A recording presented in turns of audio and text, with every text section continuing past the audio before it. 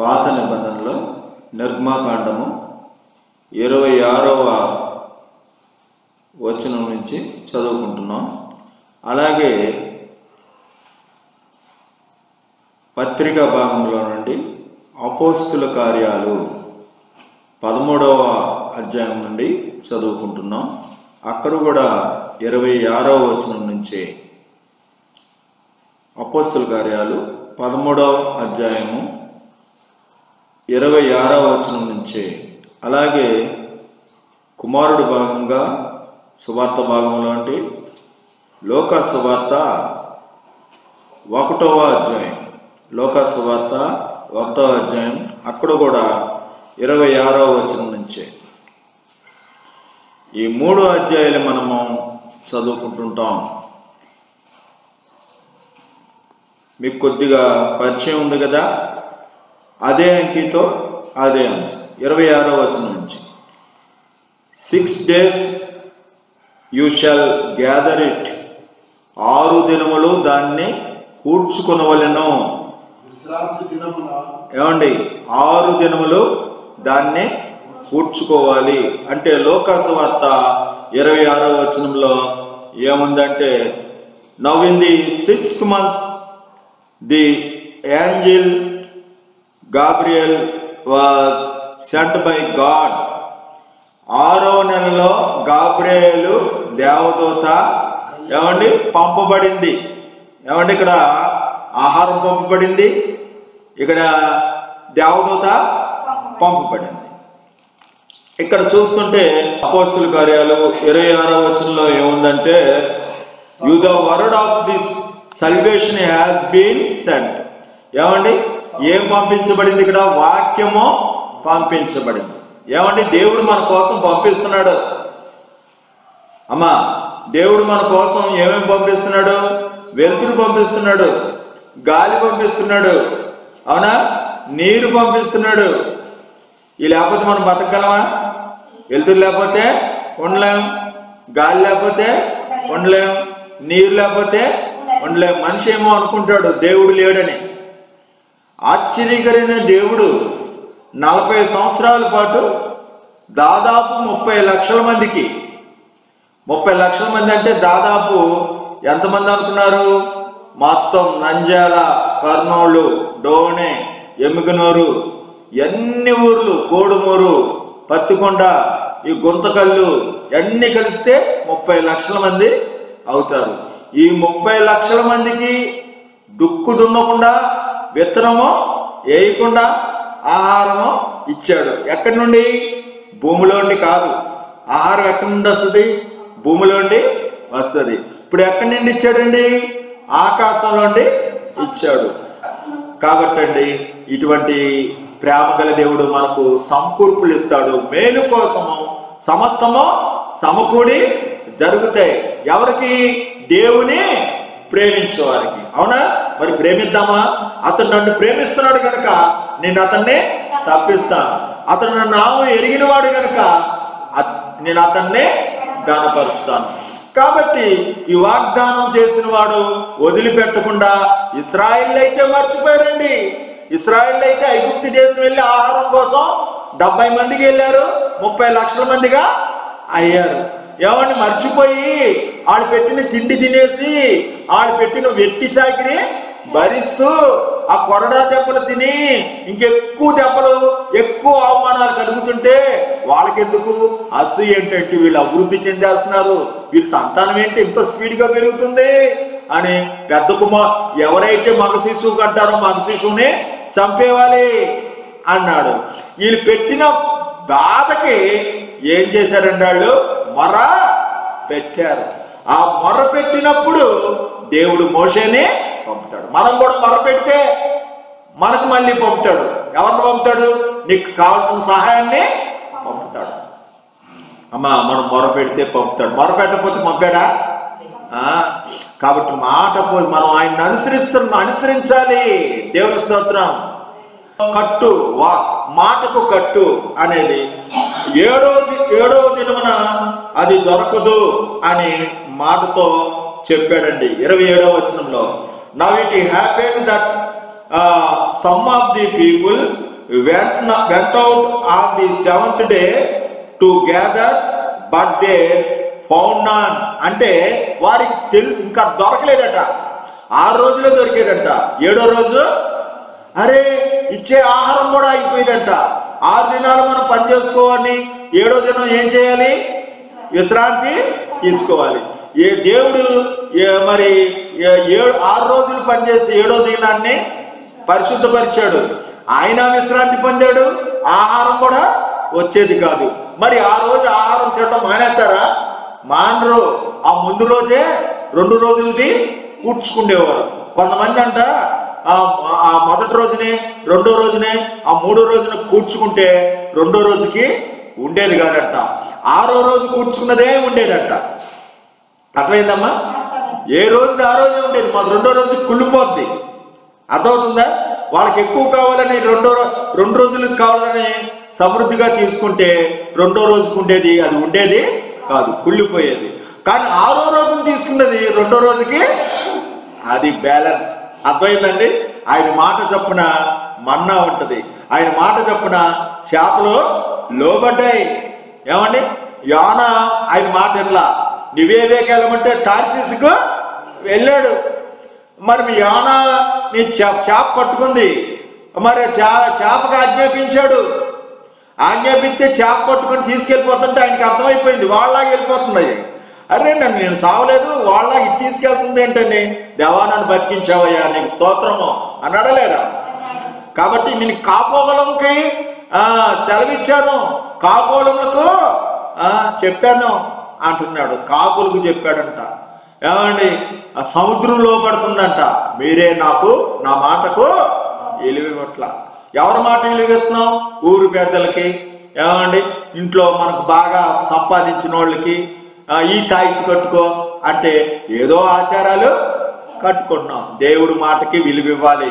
అన్ని జనుల ఆచారాలు అభ్యసింపకూడదు, అన్ని జనుల వలె సంతోషింపకూడదు, అన్ని జనుల వలె చింత పడకూడదు. ఆయన నీ కోసము చింతపడుతున్నాడు. అవునా కదా?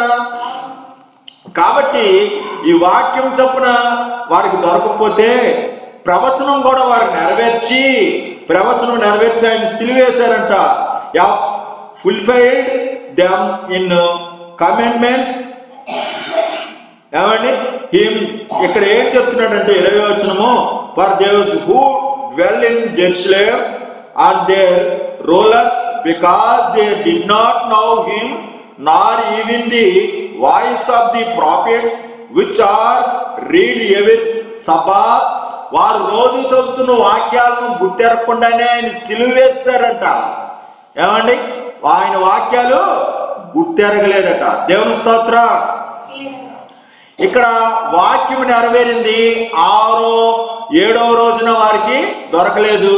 ఇక్కడ వాక్యం నెరవేరింది, ప్రవచనం నెరవేర్చి ఆయన్ను సిలువ వేశారు. ఇక్కడ 27వ వచనం, అక్కడ 27వ వచనం అలా చెప్తుంటే 27వ వచనం లోకాసు వార్తలో ఏం చెప్తుందంటే, ఇగో ఆమె మరియా ఏమండి ఎవరికి ప్రదానం చేయబడింది? యేసేపుకు ప్రదానము చేయబడింది. ఇది కూడా మాట కట్టే. ప్రదానం చేయబడినప్పుడు మాట ఇచ్చుకుంటారు. అది దేవుడి ప్రకారం. ఇశ్రాయేలు ప్రజలు మరంటే మాటలు కాదు. దేవుడి స్తోత్రం. ఆఖరి కోర్టులో కూడా ఏ మతగంధంలోనే మాట ఇస్తారు, ప్రమాణము చేస్తారు. కాబట్టి ఇక్కడ ప్రమాణము అనేది ఉందండి 27వ వచనంలో. అలాగే 28వ వచనంలో ఎన్నాళ్ళు మీరు నన్ను అనుసరింపకుండా ఉంటారు అంటున్నాడు. ఆయన ఏమంటాడండి? The Lord said to Moses, how long do you refuse to keep my commandments and my laws. ఎన్నాళ్ళు మీరు నన్ను అనుసరించకుండా ఉంటారు? ఇంత విలువైనది సముద్రంలో పడుతుంది, ఆకాశంలో పడుతుంది. ఆకాశమా చెవియొక్కము, భూమి చెవియొక్కము.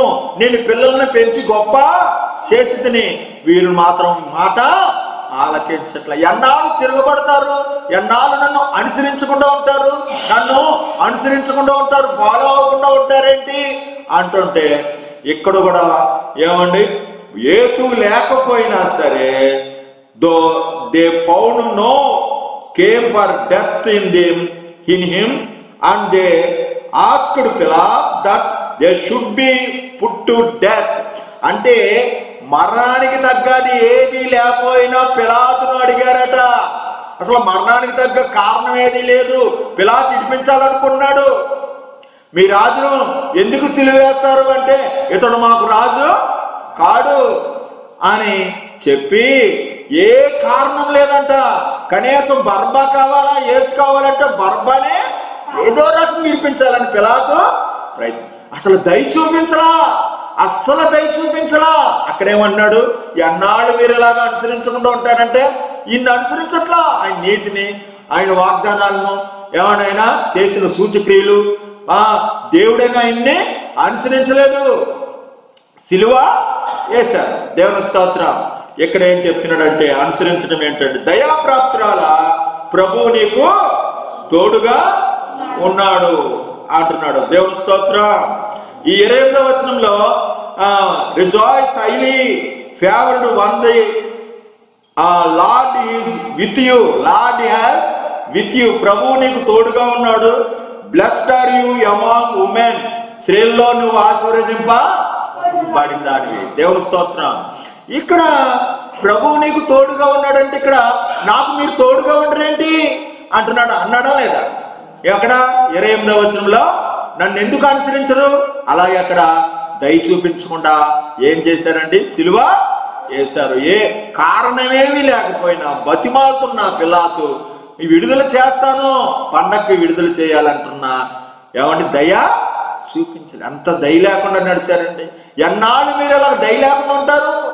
దినమెల్లా చేతులు చాపుతున్నా, ఇదిగో గాలినిచ్చా, ఆహారాన్ని ఇస్తున్నా, వర్షాన్ని ఇస్తున్నా, ఇదిగో నా కుమారుని పంపా, నశించిన దాన్ని వెతికి రక్షిస్తానికి మనిషి కుమారుడు ఈ లోకానికి వచ్చాడు. ఈ మంచి దేవుణ్ణి మీరు ముద్దు పెట్టుకుని ఆయన రక్త ప్రోక్షణ మీరు చేసుకోక ఇంకా తిరుగుబడుతూ ఎద్దులు చూసుకుంటానికి వెళ్తున్నాను, భార్యను చూసుకుంటానికి వెళ్తున్నాను, పొలాన్ని చూసుకుంటానికి వెళ్తున్నాను. ఇప్పుడైతే మందిరానికి రాకుండా అలాగే అందరూ మాకు పనులు లేవనుకుంటారా, మేము బిజీ అంట. ఇలా బిజీ అంటే ఒక ఆయనకంట కాలు కొట్టేశాడంట. ఈ 28వ వచనంలో ఎలాగ అనుసరిస్తున్నామో, ఎలాగ మనం ఆయన మనకు తోడు, మనం ఆయనకు తోడు ఎలా ఉన్నామో అనేది ఉంది. ఆయనకు తోడుగా ఉండలేదు, సిలువేసేశారు. కావునండి 29వ వచనంలో ఆ నిత్యం వాక్యం బట్టి వారు నిత్యమైపోవడం. దేవుని స్తోత్రం. ఇక్కడ ఏంటంటే 7వ దినం వారు ఇంటనే నిలిచిపోవాలట. ఏమంటాడు? Let no man go out of his place on the 7th day. తమ స్థలం విడిచి వెళ్ళకూడదు. Every man remain in the place. ప్రతివాడు నిలిచిపోవాలంటే ఇక్కడ సమాధి అని ఉంటున్నారు. వాక్యం ప్రకారం అన్ని జరిగించి లేఖనాలు నెరవేర్చి ఆయన మురాన్ నుంచి దింపి సమాధిలో ఇక్కడ స్తంభించుట. వాక్యము ప్రకారము వాక్యానికి స్తంభించుట. దేవుని స్తోత్రం.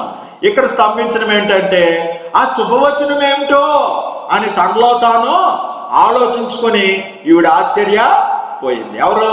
మరియమ్మ. దేవుని స్తోత్రం. నిశ్చలమైపోవడం వాక్యాన్ని బట్టి. దేవుని స్తోత్రం.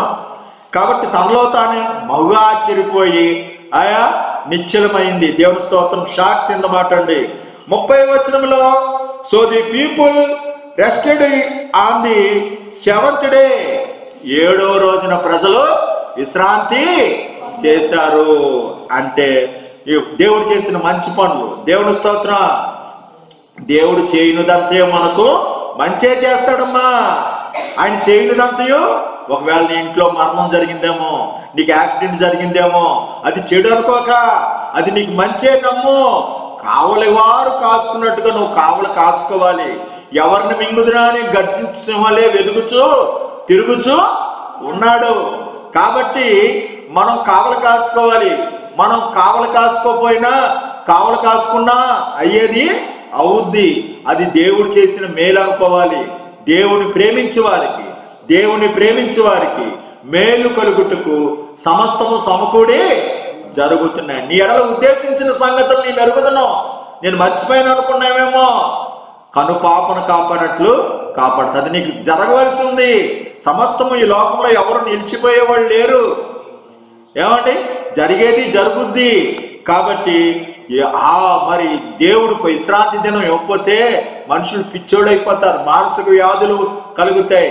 కాబట్టి 6 దినాలు పని చేసుకోవాలి, 7వ దినాన్ని రెస్ట్ ఇవ్వాలి. చూడండి ఫ్యాన్ ఎలా పెట్టారు యాపిల్ పేరుకి, ఎందుకని అది హీటు ఎక్కకూడదు, అర్థమవుతుందా? మరి అలాగా పొద్దుమానము ప్రతిరోజు పని చేసేసుకుంటే మనకు శక్తి రాదు. అందుగురించి మీరు ఏం చేస్తున్నారు? ఆ సినిమాలు విశ్రాంతి, అది సరైన విశ్రాంతి వాక్యము కాదు, అది సైతాను వాక్యము. అయితే ఇక్కడ ఇంకో మంచి ఏంటంటే 30వ వచనంలో but God raised him from the dead. ఏమండి, దేవుడు మృతుల్లోండి లేపాడంట. దేవుని స్తోత్రం. ఇక్కడ మృతుల్లోండి లేపడం మంచి పని. అక్కడ శుభకరమైన పనులు ఏంటి? మనకు పరిశుద్ధ దినము, దేవుడి విశ్రాంతి దినాన్ని ఇవ్వడం, దేవుడిచ్చిన మంచి పనులు. ఇక్కడ 10వ వచనము, ఇక్కడ 30వ వచనం ఏంటంటే డు నాట్ బి అఫ్రేడ్, నీకు భయపడొద్దు. Mary for you have from favour with God, దేవుని వలన కృప పొందితివి. ఇక్కడ కృప ఏంటి? విశ్రాంతి దినం కృపే, అర్థమైందండి? మృతుల్లో లేపడము కృపే. లైన్ వచ్చేసిందా? 30వ వచనాల్లో. 31వ వచనంలో ఏమండి, ప్రజాభాష్యము, లేదా ప్రజలు ఒక పలుకు పలుకుతారు. ప్రజలకు ఒక నానుడు ఉంటుంది, ఒక పలుకు ఉంటుంది, ఒక గుర్తింపు ఉండాలి. ప్రజా గుర్తింపు మాట అండి. ఇక్కడ ప్రజా గుర్తింపు ఏంటి అంటే 31వ వచనంలో and the house of the Israel call to name manna, manna అని పేరు పెట్టారట. ఏం పేరు పెట్టారు? వచ్చిన ఆహారానికి ఏం పేరు పెట్టారు? మన్నా అంటే ఇదేమి అని అర్థం. మన్నా అని పేరు పెట్టారంట. ఇక్కడ 31వ వచనంలో మన్నా అని పేరు పెట్టారంటే, ఇక్కడ 31వ వచనంలో behold you will conceive in the your home and bring forth a son and shall call his name Jesus. ఇక్కడ యేసు అని పేరు పెట్టారు. 31వ వచనం 31వ వచనం చూసారండి, బోధకులు చూడాలి. యేసు అని పేరు పెట్టారంటే ఇక్కడ మన్నా అని పేరు పెట్టారు. ఇక్కడ కూడా ఏమంటారంటే ప్రజల ఎదుట వారు సాక్షులయ్యారు. ఏమండి, ప్రజలు ఏమంటున్నారు? ప్రజల యొక్క గుర్తింపు, అర్థమైందండి? కాబట్టి ఏమండి, మనకు గుర్తింపు ఉండాలి. ఎంత మన అమ్మాయి అయినా మనకు గుర్తింపు ఉండాలి. ఏం పెడతారు? రెప్కా, మార్తమ్మ అంటారు లేదా? ప్రజలందరూ అదే మాట పిలుస్తారా? అర్థమైందా? ప్రజల ఎదుట వారు సాక్షులై ఉన్నారు. ఇక్కడ మన్నా అని పేరు, యేసు అని పేరు. యేసు అంటే ఏంటి? రక్షకుడు. అర్థమైందా? ఏమండి, రక్షకుడు అని అర్థం. అర్థమైందా? అలా సాక్ష్యాలు అన్నమాట. అక్కడ సాక్ష్యం ఏంటి? అందరూ అన్నారంట ఇదేమి ఇదేమి ఇదేమి అన్నారంట కూర్చుని మొదటి రోజున. దాని పేరు ఇదేమే అయిపోయింది. ఇదేమి అంటే ఏంటి? మన్నా. అర్థమైందండి? ఇది దేవదూతలు తినే ఆహారం అంట. ఈ దేవదూతలు తినే ఆహారం పెట్టిన వాళ్ళు మాకు ఇది చవిసారం లేని అన్నం అని పేరు పెట్టారు. మాకు ఐగుప్తు కుండల దగ్గర చచ్చిపోయే మాంసం పెట్టట్లేదు, మాకు దోసకాయలు లేవు, కీరాకులు లేవు. ఏంటి చవిసారం లేని మన్నా. అసలు పని చేయకుండా వారికి ఆహారం పెడుతుంటే టయానికి ఏం పేరు పెట్టారు దానికి? దేవదూతలు తింటాయంటే ఆహారం. ఎంత భాగ్యం అని తినాలి కదా. ఏమంటే చక్కగా ఏం కష్టపడకుండా ప్రార్థన చేసుకుంటూ టయానికి కోటాల్లో భోజనం పెడతారు చూసారా? అలా టయానికి భోజనం పెడుతుంటే ఏమన్నారు? మాకు మాంసం, అందుకు చండి దెబ్బలు తిని సహించారు అక్కడ ఐగుప్తుల వాళ్ళు. తన్నేవారు శుభ్రంగా మాంసం మాత్రం పెట్టి వాళ్ళ చేత పని వీళ్ళకి అలవాటు అయిపోయింది. మనం కూడా విడుదల పొంది కష్టాలు తీరి దేవుళ్ళలో సాగుతుంటే మనం కూడా సినిమా చూడట్లేదేంటి, మనం కూడా సినిమాకి వెళ్ళట్లేదేంటి, అయ్యో ఈ కష్టాలు ఏంటి అనుకుంటారు కొంతమంది మారు మనసు పొందిన వాళ్ళు. అలాగ అనుకోకూడదు. చూసావుగా లాజరు ఏమన్నాడు? నాయనా వాడు పేదవాడు, ఎవరు? ధనవంతుడే పేదవాడు. కాబట్టి ఆ రీతిగా జాగ్రత్తగా మనము దేవుడు పంపినవి, దేవుడు మన మంచి చేస్తాడు, దేవుడు మనకు సమకూరుస్తాడు, దేవుడు మన కోసం చింతిస్తాడు. 32వ వచనం 33వ వచనాలు వంశాలు. ఎన్ని వంశాలండి? యాకోబుని, అబ్రాహామును, ఇస్సాకును, ఎలా ఇంకెవరండి? నోహును, దావీదును. దావీదుకు కూడా వాగ్దానము ఉంది. ఈ వాగ్దానం ప్రకారమే ఇదిగో నీ సంతానానికి స్త్రీ సంతానానికి యుద్ధము జరుగుద్ది అని ముందే చెప్పిన ప్రకారం ఇదిగో మరియమ్మ గర్భంలో ఏమండి పరలోకం నుండి ఆహారం వచ్చింది. ఏమొచ్చిందమ్మా? పరలోకం నుండి ఆహారము ఇచ్చాడు. మరి పరలోకం నుండి ఇప్పుడు ఎవరు వచ్చారు? యేసయ్య వచ్చాడు. కావలసినప్పుడు ఆహారం ఇచ్చాడు. ఇప్పుడు నశించిన దాన్ని వెతికి రక్షిస్తానికి మనిషి కుమారుణ్ణి ఇస్తున్నాడు. సాతాను క్రియలు లయపరచడానికి ఏమండి మనిషి కుమారుణ్ణి ఇస్తున్నాడు. పాపులు రక్షిస్తానికి మనిషి కుమారుణ్ణి ఇస్తున్నాడు. మరుగైన సంగతులు తెలియజేయడానికి మనిషి కుమారుణ్ణి ఇస్తున్నాడు. దేవుని స్తోత్రం. కాబట్టి దేవుడు తన వాక్యం నెరవేర్చడానికి, ధర్మశాస్త్రం నెరవేర్చి మనుషులందరికీ రక్షణ ఇవ్వడానికి తన కుమారుణ్ణి పంపాడు. క్రీస్తులో అందరినీ సమకూర్చుకుంటాడంట. అధికారాలైనా దేవదూతలైనా లోకంలో ఉన్న వాటినన్నీ క్రీస్తులో సమకూర్చుకుంటాడు. అందుకు పంపాడంట. దేవుని స్తోత్రం. బెత్లెహేం అనేది కూడా ఎక్కడ ఉంటుంది అనుకున్నారు? యేసుప్రభు ఎక్కడ పుట్టాడండి? బెత్లెహేంలో పుట్టాడు. ఎక్కడ ఉంటుందో తెలుసా? ఒక ప్లేట్కి మధ్యలో పట్టుకుంటే ఆగుద్ది, వేలు పెట్టి ఆగితే దాన్ని ఏమంటారు? గరిబినాబి అంటారు. అవునండి. గరిబినాబి అలాగే భూమికి మధ్యలో ఉంది అది బెత్లెహేం. చూసుకోండి, అటు భూమధ్య రేఖ చూసుకోండి, ఇటు చూసుకోండి, ఎటు చూసినా అది ఎక్కడ ఉంటుంది? మధ్యలో పుట్టాడు. ఎందుకని? యేసుక్రీస్తు అందరికీ ప్రభు. అర్థమైందండి. కాబట్టి ఒక దేశానికి చెందినవాడు కాదు. ఇక్కడ మళ్ళీ వంశాలతో మాట్లాడుతూ 32వ వచనంలో ఏం చెప్తున్నాడండి? Your generation that they have may see the bread.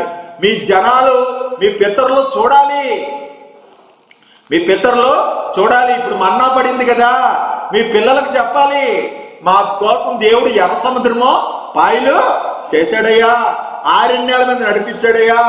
ఈ ఫరో వచ్చేవాడు, ఈ ఫరో సైనికులందరూ వచ్చారు, వాళ్ళంతా మేము ఒక యుద్ధం చేయలేదు, మా దగ్గర ఏ ఓపిక లేదు, మేము బానిసలము, ఆ బానిసలైన దేవుడు వెట్టి చాకిరి నుంచి ఇడిపించాడు, మీరు కూడా పాపంలో ఉంటే ఇడిపిస్తాడు, మొరపెట్టండి, మీరు నేర్పాలి, ఇదిగో మేము తిన్నా మన్నా అని కప్పులోకి తీస్తే కప్పులో ఉన్న మన్నా కూడా ఎప్పుడు ఏమని కుళ్ళిపోలేదట.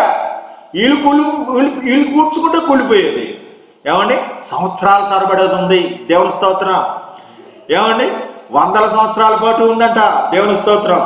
ఈ రీతిగా పితరుల కోసము అన్నప్పుడు ఇక్కడ కూడా మరి 32వ వచనంలో అంటాడు, promise which was made into the fathers. ఈ రకంగా వాగ్దానాలు ఇచ్చాడటండి తండ్రులకి. దేవుని స్తోత్రం. ఇక్కడ లోకసువార్తలో కూడా 32వ వచనము, Lord God will give him the throne of his father David. ఇక్కడ పితరులు తండ్రి. ఇక్కడ కూడా ఏమన్నాడు? తండ్రి అయిన దావీదు సింహాసనము ఎవరికి ఇస్తాడట? ఏమండి? యేసుకి ఇస్తాడట. ఇక్కడ సింహాసనం, ఇక్కడ పాత్ర. దేవుని స్తోత్రం. అలాగే 33వ వచనంలో, and he will be raised over the house of Jacob forever, and of his kingdom there will be no end. ఆయన రాజ్యమునకు అంతము లేదు. దేవుని స్తోత్ర. యుగములో ఏలును యాకోబు గోత్రాలని అనే వంశాల గురించే చెప్తే ఇక్కడ కూడా 33వ వచనంలో ఏం చెప్తున్నాడండి? To be keep for your generation. ఇక్కడ కూడా వంశాల గురించే వచ్చింది. ఇక్కడ కూడా 33వ వచనంలో చూడండి ఏముందంటే, you are my son, today I have begotten you. అలాగే ఇంకా పైనుంది ఏముందండి? ఏమండి? పితరులకు, తండ్రులకు, పిల్లలకు అని చెప్పి, నువ్వు నా కుమారుడు, నేడు నిన్ను కని ఉన్నాను అంటున్నాడు. ఇక్కడ కూడా తరాలు, వంశాలు, తల్లిదండ్రులు, పిల్లల గురించే 32, 33. 34లో నేను పురుషుణ్ణి అడగదాన్ని, ఇది ఎలాగో జరుగును అని ఆశ్చర్యం. పురుషుణ్ణి అడగిన దాన్ని ఇది ఎలాగో జరుగును అని పరిశుద్ధత గురించి చెప్తుంటే శక్తి గురించి అండి. ఈ 34వ వచనంలో ఏమంటుంది? How can this be since I do not know a man. ఏమండి? ఇది ఎలాగూ జరుగును. How can this be. ఏమండి? ఇది ఎలాగూ జరుగును. ఏమండి? మరి నేను పురుషుని అడగని దాన్ని ఇది ఎలాగూ జరుగునంటే, ఏమండి? దేవుని స్తోత్రం. ఇక్కడ ఏం చెప్తున్నాడంటే, ఏమండి? 34వ వచనములు ఏమన్నాడంటే, I will give you the sure mercy of David to to corruption to have spoken. ఏమని నీ పరిశుద్ధిని కుళ్ళు పట్టనేవు. చదవండి 34 వచనం చదవండి మీరు. అపోస్తుల కార్యాల్లో 34 వచనం చదవండి. ఇక కుళ్ళు పట్టకుండా ఆయన మృతుల్లో నుండి లేపుటను బట్టి దావీదులకు అనుగ్రహించిన పవిత్రమైనటువంటి మరి వరములను, పవిత్రమైన వరము ఇంకా మీకు అనుగ్రహించును, అవి నమ్మకమైనవిగా. చూడండి ఇక్కడ నమ్మకమైంది ఏంటి? మరియమ్మ నేను పురుషుని ఎరగని దాని నమ్మకమైన పవిత్రమైన వరమైన పవిత్రత అన్నాడా లేదా? అవునా? కలిసిందా లేదా? ఏమంటే మనకు కలిసిపోతుంది. నమ్మకమైనది ఎవరు? మరియమ్మ. పవిత్రమైన వరం కలిగింది ఎవరండి? మరియమ్మ గారు. దేవుని స్తోత్రం. ఆ మాటకు అలాగా సరిపోతుంది. మరి ఇక్కడ కూడా ఏమంటున్నాడు? 34వ వచనంలోనే, నిర్గమాకాండంలో 34వ వచనంలో ఏమంటున్నాడు? ఏమండి? The lord commended Moses, so Aaron laid it up before the testimony to be kept. సాక్ష్యము మందసం ఎదుట పెట్టాలి. ఎక్కడ పెట్టాలి? సాక్ష్యం మందసం అనేది ఉంది. అమ్మా సాక్ష్యం ఏం చెప్తుంది? మరియమ్మ ఏం చెప్తుంది? సాక్ష్య మందసం గురించి చెప్తే 34వ వచనంలో సాక్ష్యమే చెప్తుంది. నేను పురుషుని ఎరగని దాన్ని. అక్కడేం చెప్తున్నాడు? నమ్మకమైనది, పవిత్రమైన వరమది అంటున్నాడా లేదా? ఇక్కడ సాక్షి మందసం అన్నాడా లేదా? పేరంటే పేరుందా లేదా? 6 నెలలు అంటే 6 దినాలు కూర్చుకోవడం ఉందా లేదా? ఇక్కడ ఆగిపోవడం అంటే ఆగిపోవడం ఉందా లేదా? వంశవాళ్ళు ఉన్నప్పుడు వంశాల వాళ్ళు ఉందా లేదా? మరి నువ్వు నన్ను అనుసరించట్లేదు అన్నప్పుడు సిలువేశారు. ఇక్కడ దయా నువ్వు ప్రభు నీకు తోడుగా ఉంటారు, మీరు నాకెందుకు తోడుగా ఉండట్లేదని అన్నాడా లేదా? 28వ వచనాల్లో. 27వ వచనంలో వాక్యానికి కట్టు గురించి ఉందా లేదా? ఏమండి? ఇక 34వ వచనం అయింది. 35వ వచనం ఏమంటున్నాడంటే, వారు ఇశ్రాయేలు కానాను చేరే వరకు, చదవమ్మా, ఇశ్రాయేలు కానాను చేరే వరకు ఇశ్రాయేలు నివసింపవలసిన దేశములకు తాము వచ్చిన 40 ఏళ్ళు మన్నానే తిని చుండిరి. 40 సంవత్సరాలండి కానాను చేరే వరకు ఇచ్చాడట. ఏమండి? దాన్ని ఏమంటారు? అంటిల్ దే కేమ్ టు అన్నా, they came to the border of the land of Canaan. Border of Canaan అంటే కానాను సరిహద్దు వచ్చే వరకు the Holy Spirit will come upon you and the power of the highest will overshadow you. Therefore also that holy one who is to be born will be called the Son of God. పుట్టబో శిశువు పరిశుద్ధుడై ఉంటాడు. అనగా పరిశుద్ధాత్మ శక్తి నీ మీదకే వచ్చును. చదవమ్మా లోకాసు వార్తలో 35వ వచనము. పరిశుద్ధాత్మ నీ మీదకి వచ్చును. ఏ శక్తి అది? మరి 40 సంవత్సరాలు ఇచ్చింది సర్వోన్నతుని శక్తేనా? శక్తి రాకపోతే ఏమైనా డబ్బులకైనా బియ్యమైనా ఎంత శక్తి కావాలి? మనం అయితే ఏమండి ఈ 40 సంవత్సరాలు ఎన్నిసార్లు పంటలు పోతున్నాయో, ఎన్నిసార్లు పొలం వెళ్ళాలో, ఎంతమంది వెళ్ళాలి? ఈ లక్షల మంది వెళ్ళి 25 లక్షల మంది తినాలంటే ఇంచుమించు 50,000 మంది, 1,00,000 మంది పనిచేయాల. అవునా? ఎన్నిసార్లు విత్తనాలు వేసేయాలి, ఎన్నిసార్లు ఎరువు వేయాలి, ఎన్నిసార్లు నీరు పెట్టాలి? అరే 40 సంవత్సరాలు 30 లక్షల మందికి ఆహారం ఇచ్చాడంటే ఎర్ర సముద్రం పాయలు చేసి ఏమంటే ఆయుధం లేకుండా వారిని చంపేశాడంటే అయినా వారు తిని తాగి ఆడుటకు లేచారు. ఈ ఆహారం అంటే రొట్టితో సమానం అంట.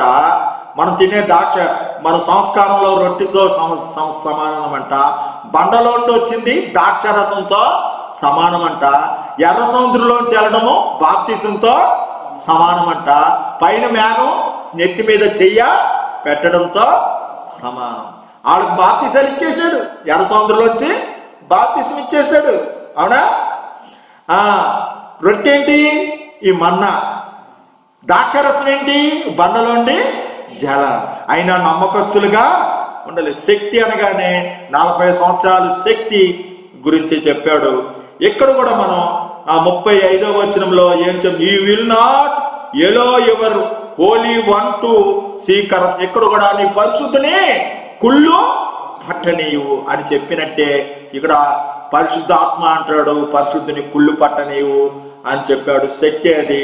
అలాగే 35వ వచనంలో 35వ వచనంలో ఏముందంటే నీ పరిశుద్ధుని కుళ్ళు పట్టనీయు అంటే ఇక్కడ కూడా సర్వోన్నత శక్తి నీకును కమ్ముకోండి అంటే 40 సంవత్సరాల శక్తితోనే అక్కడ ఆహారము ఇవ్వడము జరిగింది.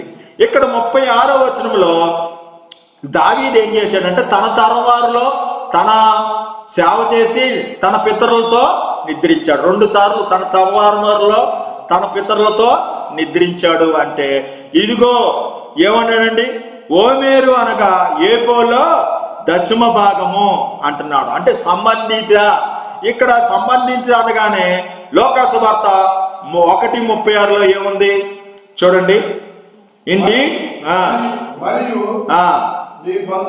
నీ బంధువురాలు ఎలిజబెత్ కూడా వృద్ధాప్యంలో కుమారుని. ఇక్కడ ఏంటంటే సంబంధితం, ఇది ఏపోలో 10వ భాగం. ఇక్కడ నీ సంబంధిత ఏంటంటే ఎలిజబెత్ ఏమైందండి, గర్భవతి అయ్యింది. ఆవిడికి 6వ మాసం. ఇక్కడ సంబంధిత ఏంటి, తన తరం వారిలో పనిచేసి సేవ చేసి తన తరం వారితో పాటు నిద్రించాడు. అర్థమైందండి. తన సంబంధిత సేవ చేయడం ఏంటి, ఈ మన్నా పాత్ర సేవ చేసినట్టే ఎలిజబెత్ సేవ చేసిన యాజకురాలు యొక్క పాస్టమ్మ గారు, అలాగే దావీదు కూడా సేవ చేశాడు. నీ బంధువురాలు అన్నాడు, అక్కడ ఏపోలో 10వ భాగం అంటున్నాడు.